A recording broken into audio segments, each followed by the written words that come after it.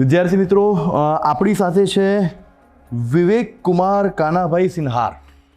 PSI 2024-25ની ભરતીની અંદર 10મા rank સાથે અને એ જ વખતની કોન્સ્ટેબલની ભરતીની અંદર બીજા રેન્ક સાથે પાસ થનાર, સતત 2021થી પીએસઆઈની રટ લઈને બસ મારે પીએસઆઈ ખાખીમાં થવું છે અને સતત સંઘર્ષ કરીને મહેનત કન્ટિન્યુ રાખીને અહીંયા સુધી પહોંચ્યા છે કે ગુજરાતના મુખ્યમંત્રી શ્રી દ્વારા આ 24-25ની ભરતીના ઉમેદવારોને નિમણૂક પત્ર આપવામાં આવ્યા. એમને પણ નિમણૂક પત્ર આપવામાં આવ્યો છે અને એ કિશ્વા કરિયર એકેડમીની 2021ની પીએસઆઈ બેચના વિદ્યાર્થી છે.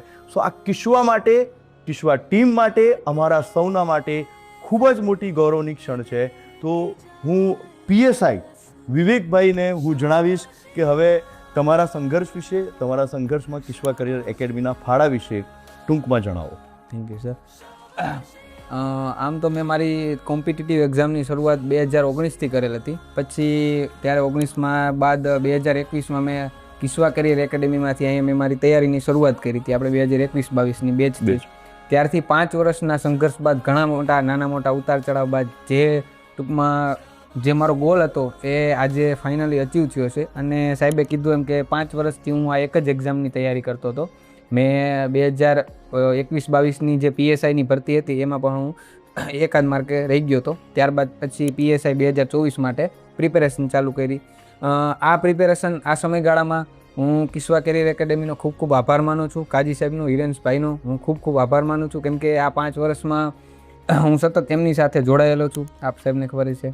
અને બાકી તો આ 5 વર્ષમાં જે તૈયારી કરતા મિત્રો છે એને એક જ વસ્તુ હું કહેવા માગું કે કન્સિસ્ટન્સી અને ડેડિકેશન હોય એટલે તમે કોઈ પણ વસ્તુ તમે હાસિલ કરી શકો છો. અને તમે જે જોઈતી વસ્તુ મળે એનો વધારે આનંદ હોય છે.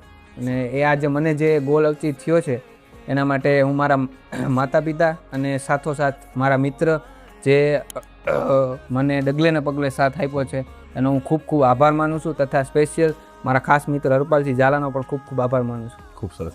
એમણે કીધું કે જે મનગમતી વસ્તુ મળે.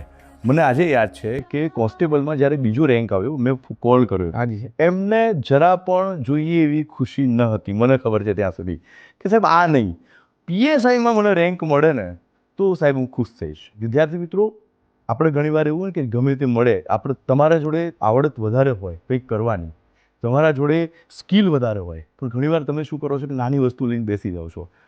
વિવેકભાઈ જે હવે પીએસઆઈ થયા છે, એમના જોડે જ્યાં શીખવા જેવું છે, ગોલને ક્યારેય મિસ નહીં કરવાનો અને એને સામે રાખીને સતત પ્રયત્ન કરતા રહેશો તો જરૂર સફળતા મળશે. જય હિન્દ.